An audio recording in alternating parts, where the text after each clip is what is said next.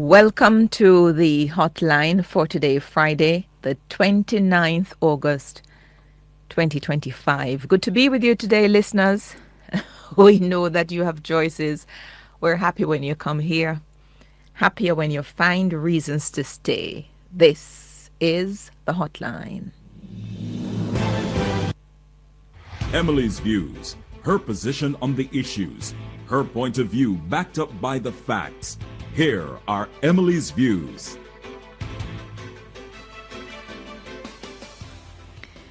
Today, listeners, we understand more than 45,000 individuals are eligible to vote today under special provisions ahead of next Wednesday's general election.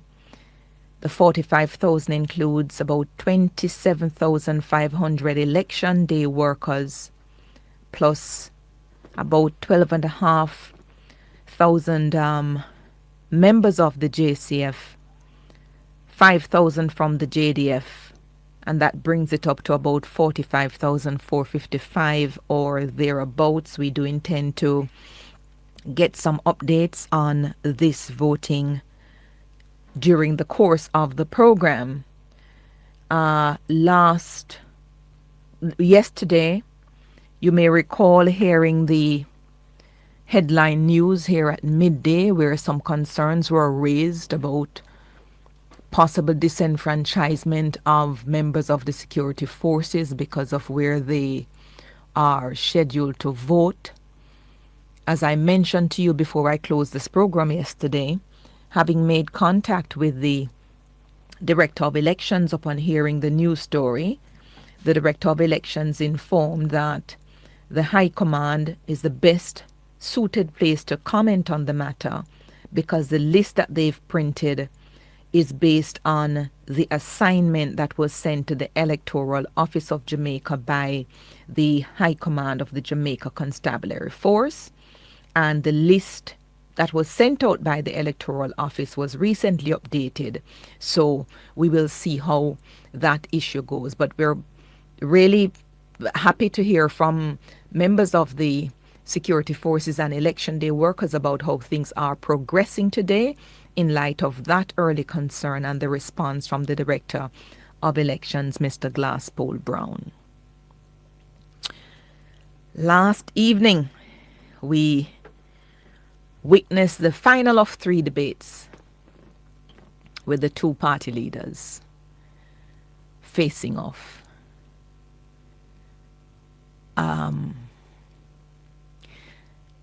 Sometimes I'm not sure what exactly is it that people take note of when they watch political matters. Because there are people who are saying they are surprised by Mark Golding's performance. And I just wonder, where in the world do they live? Yeah.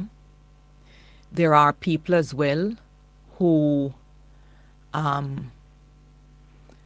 somehow expected that Mr. Holness would sort of respond head on and perhaps more forcefully some of the matters that have dogged him over the last 2 years. And having watched it and listened back to portions of it this morning, what I know for sure, when one wears the hat of being a prime minister,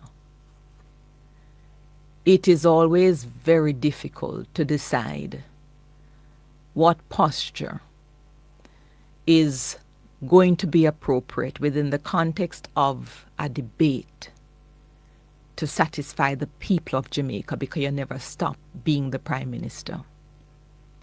How much of what is thrown at me do I respond to within the context of the debate? And if I do respond to all of them, how will my response overshadow the strong performance, the issues of policy that I want to resonate with the people? And I could see Andrew Holness struggling through the debate with making that decision. And it was clear to me, coming from the first break, that perhaps he was spoken to say, you got to address some of these issues. And because he was so unsure-footed about what to do, then the rebuttals, they didn't flow in quite the way they should. For Mark Golding as the opposition leader, to my mind, he has all to play for. He has been playing for all for the last year and a half or more. He's washed every single possible issue that's available out there concerning Andrew Holness. He's washed it, he's rinsed it. He can repeat them in the dead of night because that has been his campaign platform. And so it was easy. And especially because of how I've seen Mark Golding approach debates in the parliament, it was easy and easier for him to throw the mud, to recalibrate and respond when Holness attempted to throw some at him, and then to also attempt to answer the substantive question. Yes, so I think the two people went into the debate with different sorts of perhaps handicaps. And in my mind, as I expressed last night, one managed the debate stage a bit better than the next.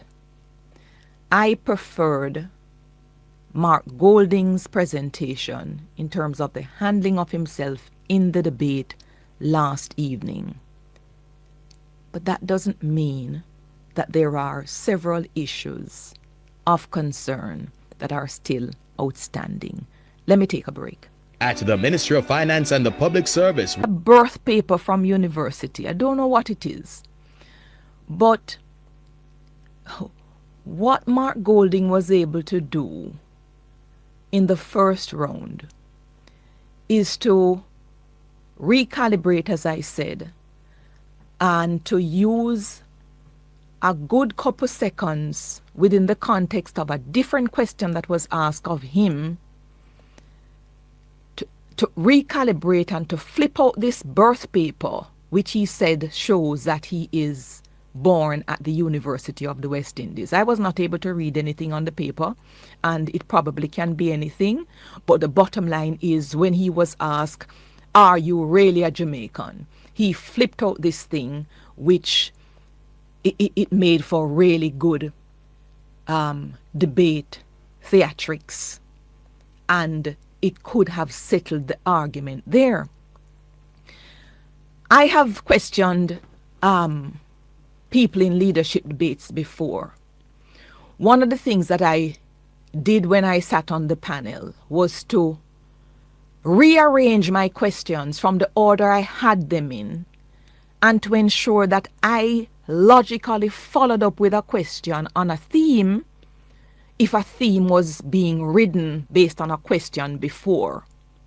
So I'd have loved at that moment for the framing of a question back to Mark Golding concerning this issue of the birth paper, framing it in a way that it actually came, meaning the issue concerning Mark Golding's citizenship became a big issue in Jamaica because Mark Golding went on a platform in talking about constitutional reform. He went on a platform flanked by some of his team members in May of last year. And what he said is, on this issue of constitutional reform, we're not in favor of a phased approach to decolonization. We're not in favor of having 1 foot in and 1 foot out of the King's Yard. And it was as a result of that comment that we shortly thereafter learned that he has a foot in the King's Yard. And this is why it became an issue of authenticity and genuineness about the statements that Mark Golding expressed, certainly about the constitutional reform process. The question on the nationality issue was not even framed in that context last night, and I don't know why it wasn't framed in the context of his personal representation about 1 foot in and 1 foot out. And I think even Mr. Holness, as Prime Minister standing there, didn't in his rebuttal remind the people of the context in which the issue came, which is part of the reason I said Mr. Holness, he'd have to work on his rebuttal. He knows the facts. He needs to bring the context and the facts to the people of the country within the context of a rebuttal, and I don't think that he was able to do that. The very first question that was asked by Dion of Mr. Holness about the attempts to change institutions like the Auditor General removing her from the Integrity Commission and all of the other so-called attacks on these institutions, the answer was so short and unsatisfactory. Because for me, having watched these issues over the last however many years, we live in a democracy. You elect people to go to Parliament. There are 63 members. Every single recommendation coming concerning the Auditor General or amendment to the Integrity Commission Act, they are subject to a joint select committee of Parliament. The 63 members of Parliament, irrespective of the side on which they sit, they must be entitled to the same democratic right as every ordinary person in Jamaica. And that's what Mr. Holness should have answered. He should also have indicated that, listen, I am the Prime Minister, but I'm also a citizen of this country. And if I feel aggrieved about whatever it is that a commission of Parliament has done, do I not have the right to challenge that institution in the court? And if I don't have that right, where exactly do I go if I believe that my rights have not been infringed? He went in knowing he ought to have known the issues that were going to come up. And I think he waffled too much in deciding, do I respond to them? When do I respond to them? And how forcefully do I respond to them? Or it also seems to me that he was vacillating as to whether responding and staying too long on some of those matters would cause the policy prescriptions and the benefits that the people have enjoyed to sort of subside in the background. And he perhaps did not want that. Yeah? But this is a debate. We're going to, perhaps after the fact, look at some of the issues that were said that were not correct and so forth. But you should be armed with the facts and you should rebut. Don't leave it to the people to rebut, because there are some people who don't even know the context, who don't remember the context, and they are not interested in bringing the context to their analysis of the debate. Yeah? On the issue of the so-called unconscionable salary increase that Mark Golding mentioned that the Prime Minister got. He did say, you say it's unconscionable, but you've kept it. I haven't kept it. Yeah? And I thought in that moment with the birth paper being whipped out, then he should perhaps whip out something from his breast pocket as well to say, here's a copy of my pay slip, or something like that. Or whip out his red handkerchief when the question was asked of Juliet Holness and give him a red card. Because a lot of those things are sort of sleaze. Yeah, but you are on the stage. You are to rebut. If he brought theatrics, you don't need to go the full gamut of whatever. Figure out, what do I have and what can I use? And I don't think what's available to the Prime Minister, that he used it to, sufficient degrees on that stage.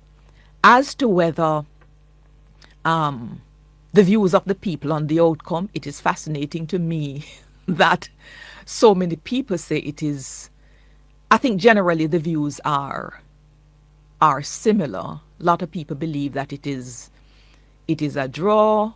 Who gets the edge? Most people, certainly on other media in Jamaica, they've given the edge to Andrew Holness. I saw this one differently, as I said, and I gave the edge to Mark Golding. The question is an edge at this stage sufficient to change anything at all? I don't know. That really is a matter for all of you. With all of the warts and all of the handicaps that Andrew Holness has been pressed on, should there have been a greater show by the leader of the opposition to provide a clinical blow from which he wouldn't recover? Do you believe that sort of blow was provided? I don't know. Yeah, there are a lot of things that we not only need to check back, but we need to say to the people of this country, certainly mainstream media and those who in social media do the fact checking, you need to say that this is not quite accurate, where you find that untruths have been produced on the stage. But in this post-truth world as well, we have to examine, for some, what is the value of truth? Yeah, what are we going to do to retain the view that an objective truth, it is not something that is subject to alternative facts? What are we going to do? And frankly, you know, as I rewatched part of that debate last evening, not last evening, this morning, and especially the way in which Dennis Chung and the appointment of Dennis Chung has been put up center stage, and the way Mark Golding framed that response last night to say it's a set-up job by Andrew Holness or something of the sort, and something has to be done about it. I think come 4th of September, depending on the outcome, we're going to be in for a very warm time in this country. And I don't usually hope for landslide victories one way or the next, because I actually believe that the people somehow always read the temperature right, and they vote for the government they want in the correct majority they want for the time. But can I tell you, I believe this time a landslide one way or the next may be desirable, because very little will be able to go on if the election is close, because people are going to be emboldened. You can't talk to them, whoever they are. You cannot speak to them. And I don't know that we will get very far legislatively. I don't know that there will be any constitutional reform. Yeah? So, let us see. There are times when I believe a close parliamentary makeup is desirable. But with all the sentiments that I hear now, maybe not this time around. The polls so far, except one I heard this morning, they don't seem to be indicating otherwise. But we shall see. And then the fascinating issue as well, still a lot of confusion for me on this matter of what exactly is to be cut if the PNP's 3.5 will come in, if they do win the election. I was flabbergasted last night that the inconsistencies in the statements made by Mark Golding, firstly in the parliament about moving the threshold to 3.0, and then going on all angles and saying, you know, no, the numbers are now okay, and, you know, they will keep it under review and whatever, and then turning up with 500,000 more, that it wasn't subject of how do we trust your word. Yeah, he sort of said that, you know, he's allowed to change his mind, But the space of time when the change of mind came, it was so short and inexplicable that I was surprised that, it wasn't a big issue in this debate. But we shall see. We have now a couple days to go before the security forces voting today. I think their turnout will give us some indication as to what the likely voter turnout will be for next Wednesday. And we know what conventional wisdom is, but I would even hold on making any analysis based on conventional wisdom at the moment, because this election, I believe, will be one such as we have perhaps not had before in recent history. Those are my thoughts. Join us next time for Emily's Views on the Hotline.